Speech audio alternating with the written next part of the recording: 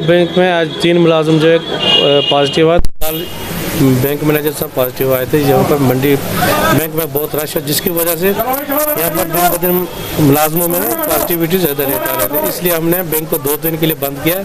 उसके बाद इसको फ्यूमिगेशन करके इस पर सैनिटाइज करके उसके बाद 2 दिन के बाद फिर खोला जाएगा। सर पब्लिक तक आपका क्या मैसेज है?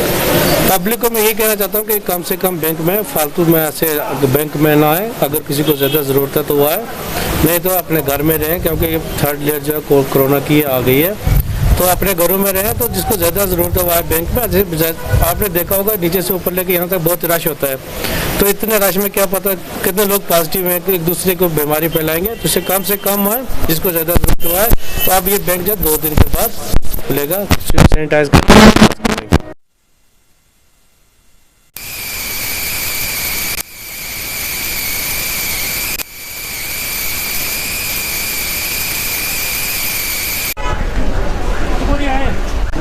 बीच में